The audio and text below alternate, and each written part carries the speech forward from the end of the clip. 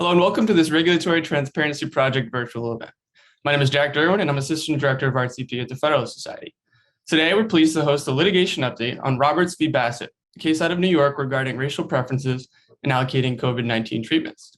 To discuss the case, I'm pleased to be joined by Wen Fa, who is representing the plaintiffs in the case. Wen is an attorney at the Pacific Legal Foundation, where his litigation focuses on free speech and equal representation. Wen holds a bachelor's degree from the University of Texas at Dallas, a master's in political theory from the London School of Economics, and graduated from the University of Michigan Law School in 2013. Before joining PLF, Wen spent time at the Human Rights Initiative in Dallas and the Institute for Justice in Arizona. Wen is licensed to practice law in California, Texas, and several federal courts, including the Supreme Court of the United States. To learn more about Wen's work, you can visit regproject.org to view his full bio. After Wen's presentation, we'll go to audience Q&A if time allows, so please enter any questions into the Q&A box at the bottom of your screen. And I'll note that, as always, all expressions of opinion are those of the guest speaker joining us. Without further ado, Wen, the floor is yours. Thank you so much, Jack, and thanks for hosting this litigation update. So this is a story about equality before the law, but it's also a story about innovation and opportunity during a devastating pandemic.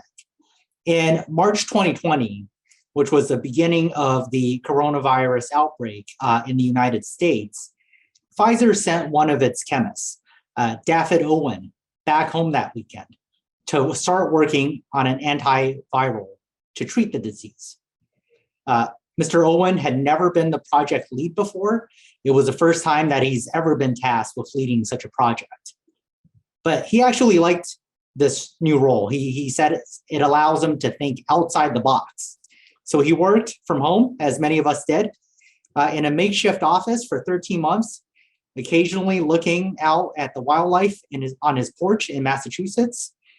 And they had several lines of antiviral going at the same time. Mr. Owen wasn't working on a blank slate. So there was another outbreak 20 years ago, the SARS outbreak, and Pfizer was actually working to create an antiviral for that. But by the time they had come up with something, the SARS outbreak has largely resided in the United States. So they didn't use that treatment, but they used sort of the research for that treatment to develop the oral antiviral that we're talking about in this case. So they had many different lines going. They've had breakthroughs in, I think, July of last year. And in December of 2021, at the beginning of this Omicron variant surge in coronavirus cases, the drug that we're talking about, Paxlovid, along with another oral antiviral called Molnupiravir, received emergency use authorization from the FDA. So these are highly effective medications. They are hailed as an antiviral superstar. I think the effective rates are around 90% with no significant risks beyond placebo. So these are highly effective antivirals, and many news reports say that they could spell the end for a lot of things that we've been experiencing during this pandemic, and to restrictions on travel, and to remote learning for students, and an end to a lot of the restrictions that we've all been living under for the past 2 years. So in December, they came out with these antivirals. They had limited supplies and very heightened demand from the Omicron surge. So the guidance, so New York State and New York City basically put out directives, guidance documents, to direct pharmacists and physicians on how to distribute the scarce allocation. So the allocation of these antivirals were given to pharmacies. They were given by the state to pharmacies. And each state, each county in the state of New York usually had just one or two pharmacies to distribute the supply. So for example, New York City exclusively distributed these oral antivirals from a place called Alto Pharmacy. Some other counties used CVS and still others used Walgreens. But these were supplies given by the government to these pharmacies to distribute on the basis provided for by the government. So what did the directives actually say? The directives wanted these oral antivirals to go to people who were most in need of them.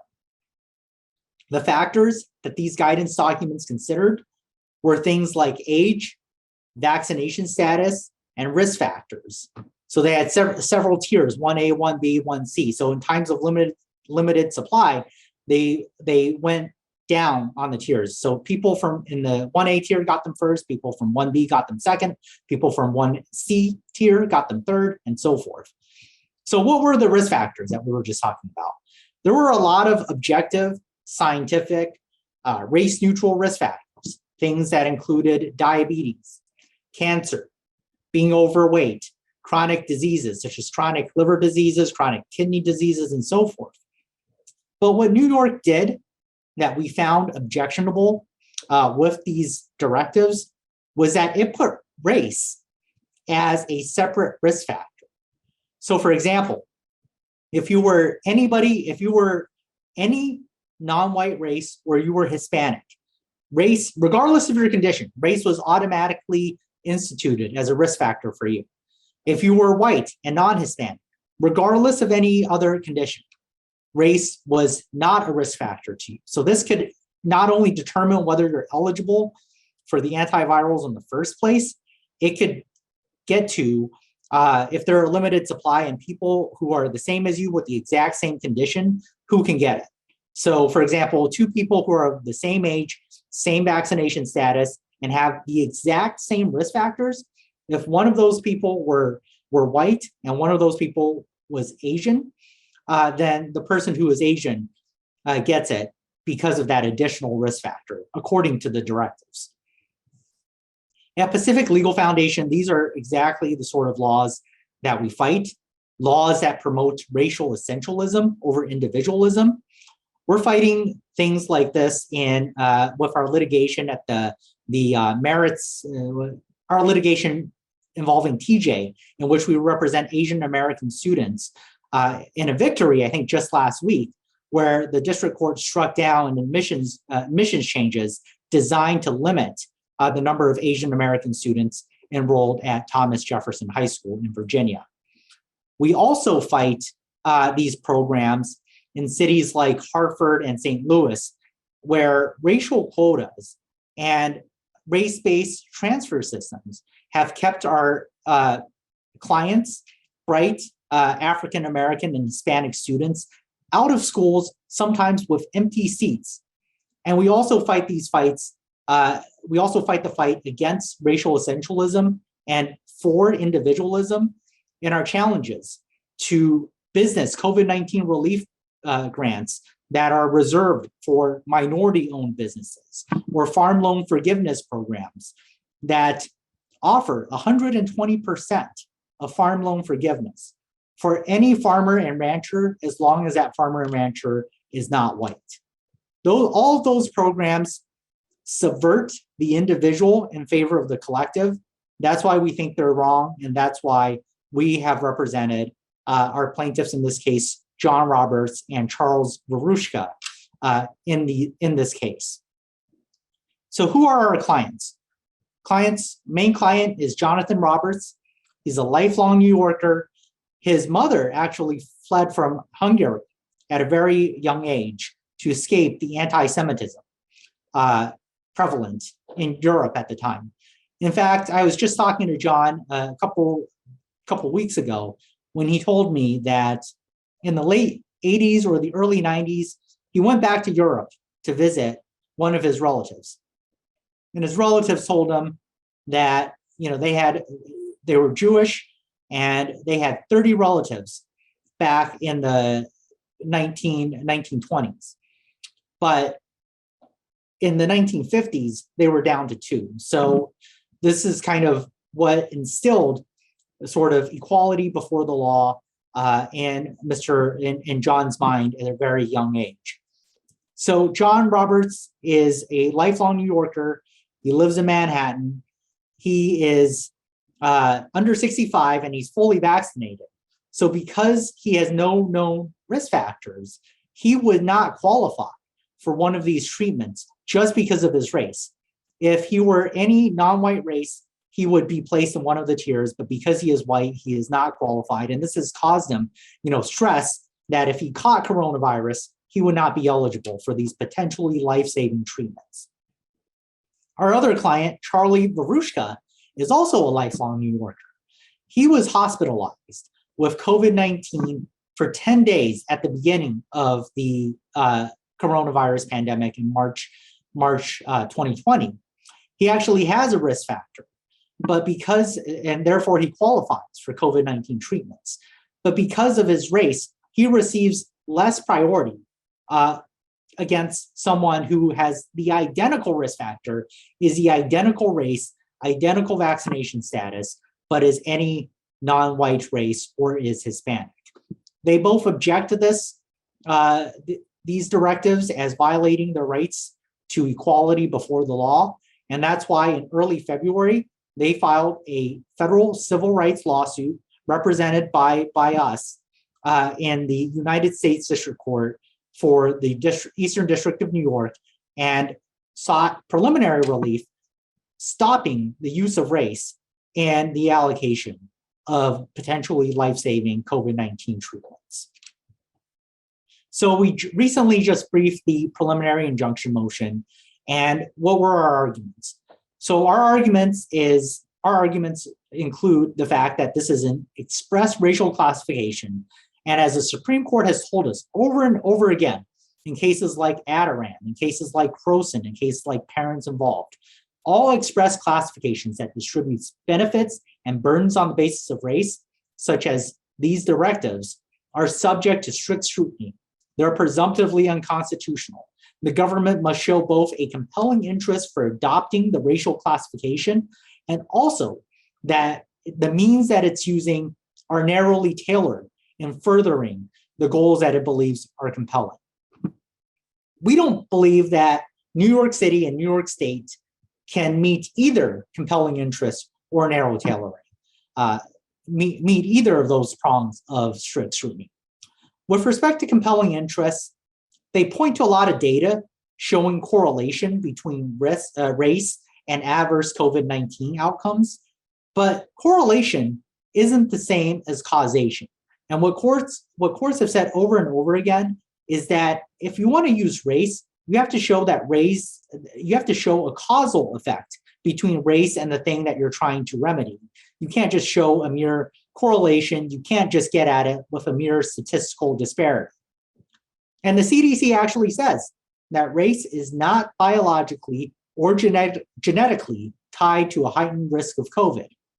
And the CDC data that the state of New York cites is also apparently deficient because it is not controlled. Admittedly, it does not control for things like socioeconomic status, occupational choices, access to healthcare, and so forth. And that's important because if the problem is not race-based, that means the solution does not need to contain express racial preferences either. With respect to narrow tailoring, the state and the city of New York fares even worse.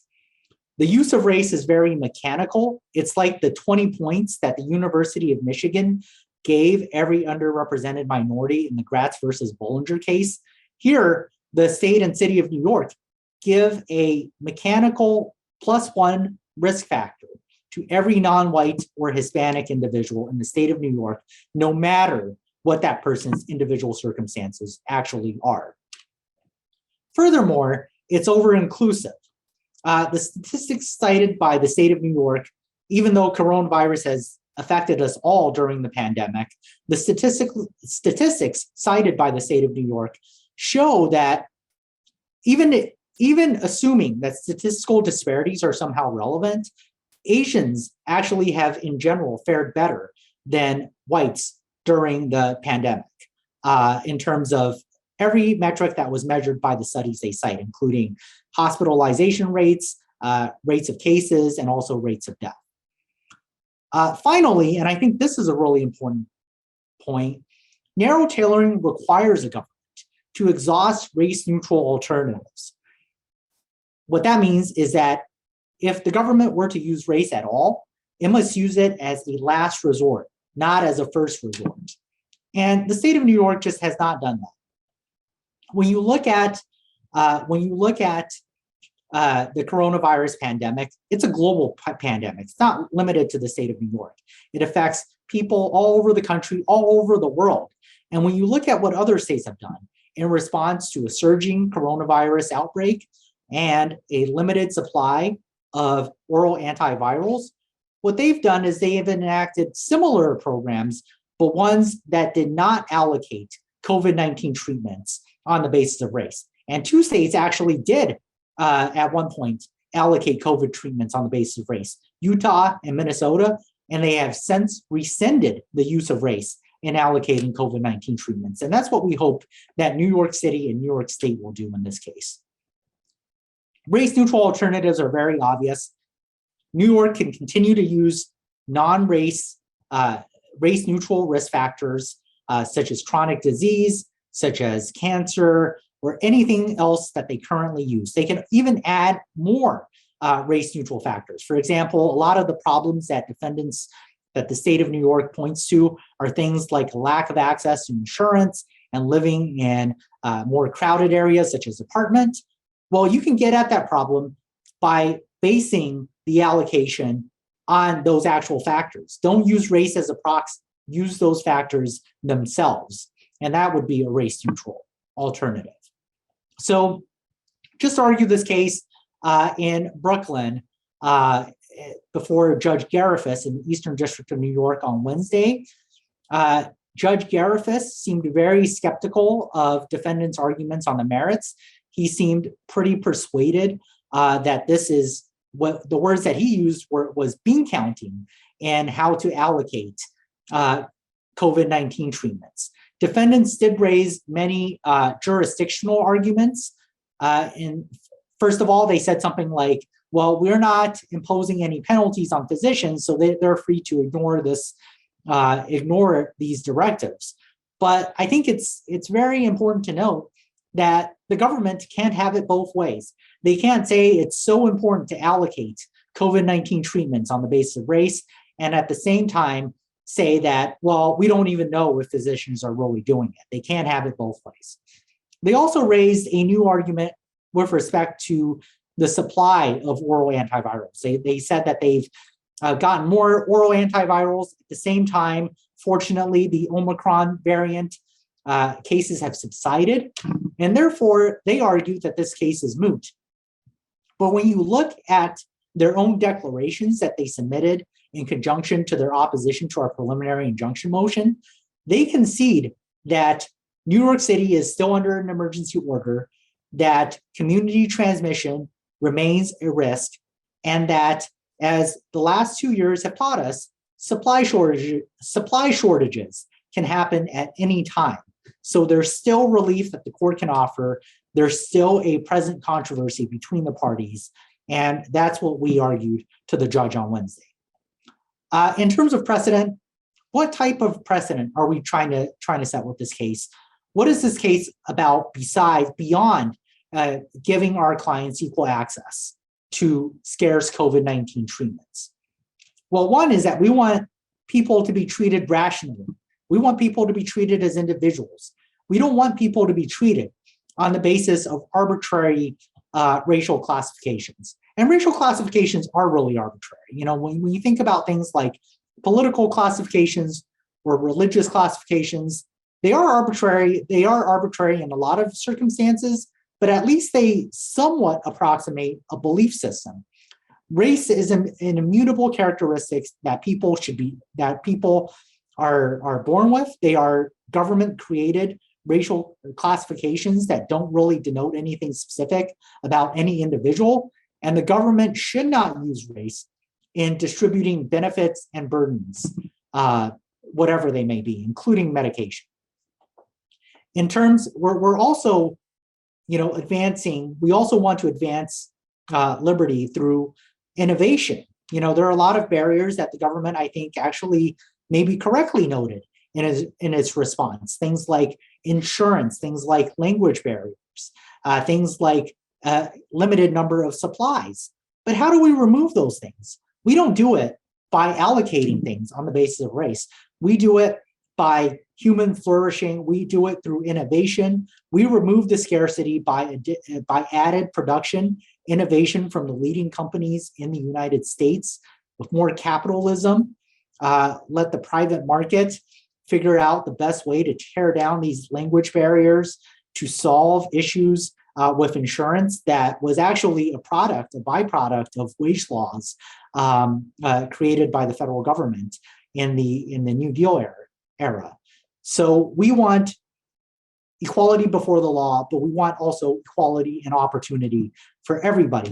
And that's what this case is about. It's about ensuring that everybody has access to things like oral antivirals, and at the very least, in times of limited supply, that the government does not discriminate against people on the basis of arbitrary racial classifications in allocating these scarce oral antivirals. Thank you. Thanks so much, Wen, and I'll note to our audience that you can enter any questions into the Q&A box at the bottom of your screen, and we'll start to address those in a moment here. Before that, though, I'll exercise my host discretion and ask a couple of questions of my own. First of all, you noted that opposing counsel tried to moot out the case on grounds that the emergency is, for the most part, behind us. Somewhat similarly, supply of these antivirals seems to be increasing every day. Is there any chance that the scarcity becoming less of a problem will moot out your case? So we welcome the lack of scarcity. We want everybody to have access to these drugs. So we do have a claim first for nominal damages, which I think still puts the past discriminatory program at issue. But further, I think we would be more than happy if the state and the city of New York said that in times of limited supply, we're not going to use race anymore. But they haven't said that. They've said that in times of limited supply, they would use the exact same factors. And they concede that supply shortages can happen at any time. I mean, we certainly didn't predict, or I certainly didn't predict, that the Omicron variant, which was, by the state's own admission, the most coronavirus cases, was from November of last year to January of this year. And it affected people who were already thought to be immune from coronavirus. Things like that can happen at any time. So what we really want to see is the state retract their guidance and to at least publish an updated guidance using all of the same factors with the exception of race. So you noted how the guidance is structured, but I don't believe you touched on how it's actually enforced. As I understand it, there actually aren't any penalties for physicians who just ignore the law, correct? No, there aren't any penalties, but that goes back to what I said earlier. The state can't have it both ways. They can't. The city has sent this to 75,000 email addresses, directing them to allocate scarce COVID-19 treatments in this way. And, if the city thinks that this is such a big deal and the city acts on that by sending it out to tens of thousands of email addresses, you'd presume that the state wants to be influencing behavior. So I think a lot of the enforcement is happening not directly from the state, but from the physicians that prescribe these treatments and also from the pharmacies that approve these prescriptions. And that's just as wrong. Just as the state itself cannot directly discriminate on the basis of race, it should not be encouraging others to be discriminating on the basis of race. So you talked a little bit about your clients. One sort of interesting factor here is actually that, correct me if I'm wrong, but I believe neither of them actually have COVID at the moment. Did that play into the decision of when to sue? Or, for example, why not wait until one of them contracted the virus? Hopefully they don't, but if they did, why not wait until that point to sue? Yeah, that's a great question. We didn't want to wait because these are antivirals that must be taken within 5 days of symptom onset. So usually people have symptoms for a couple of days before they even go to a doctor. So basically the time period is much too short. We would have to have, the clients get them represented by lawyers, maybe by us, file a complaint and a temporary restraining order, get a decision on that temporary restraining order, all within the 5 days for us to have any chance for them to get the treatments in a time period in which they would be meaningful. And that's why we decided to go ahead with the lawsuit in early February. So we have a question here from the audience. You touched on a few anecdotes from other states, but generally, are there other states doing this sort of discriminatory guidelines? And are there other cases in New York other than yours? So New York is an outlier. There are two other cases. There's a case in the Northern District of New York by, I believe, a professor at Cornell. There's also a lawsuit in the Southern District of New York brought by an organization. But New York is an outlier in terms of distributing scarce COVID-19 treatments on the basis of race. Many other states, such as Washington, the state of Washington, actually said that race is not correlated with any adverse outcomes, and racial stereotyping can have adverse effects. So they expressly do not use race. And states like Minnesota and the state of Utah have walked back their use of race in the allocation of COVID-19 treatments. And then your second question, I think I forgot what it is. Are there other cases in New York? I believe you. Yeah. Okay. So, yeah.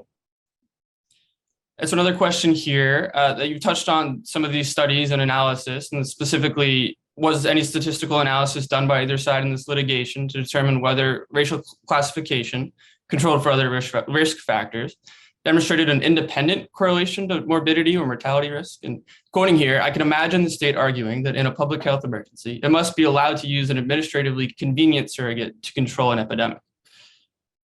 Yeah, so so this is at a preliminary stage. We just filed a month ago, and haven't really had the opportunity to conduct discovery and submit expert reports and things like that. But what I can say is that the state has submitted a bunch of evidence that they believe supports their arguments. But the studies that they've submitted actually cuts against their arguments, because many of them, all of them, show that you can control for things that might be correlated with race, but that race isn't by itself an independent factor. With respect to the thing about emergency, I think this is an emergency. I will stipulate that at the time the directives were published, there was an ongoing health emergency with limited supply, and also with the surge in Omicron cases. But in an emergency, I think just as race shouldn't be used in any other case, it should not be used in an emergency. And with respect to whether this is administratively convenient, I have 2 points with respect to that. First, I don't think administrative convenience is a good justification to discriminate on the basis of race. Second, I think they could have easily used other race-neutral factors, socioeconomic status, things like that, that are just as administratively convenient, that only involve asking someone a question or requiring them to submit, maybe a document even. But those things would not, they might benefit people of certain races more than people of other races, but they would not categorically include or exclude, in some cases, people solely on the basis of race, regardless of any other individual circumstance. One sort of housekeeping question here: are the state submissions and studies available somewhere for the public to access? Yes, so they are publicly available on PACER, the court's website. The complaint and I believe additional case materials are also available on Pacific Legal's website at pacificlegal.org. And the name of this case is called Roberts versus Bassett. Great, thanks. Another question here: do plaintiffs have any objection to the state collecting data on a person's race? Questioner notes that occurred in Illinois. Yeah, I don't think so. I mean, it's certainly not their primary concern. Their primary concern is that, coronavirus can affect anybody at any time. And their primary concern is that if they were, seeking treatment for coronavirus, they would not be able to get these treatments because of their race. And that's the main thing that we're trying to address with this lawsuit. So we'll give one final call for audience questions here. Feel free to enter any questions you might still have. And while we possibly wait for a couple more to come in, I'm curious, as someone who's litigated some equal representation cases in some other areas like education, how do you think these cases in the area of the medical field compare? Are there special considerations here? Should we feel differently about preferences being used in this sort of context?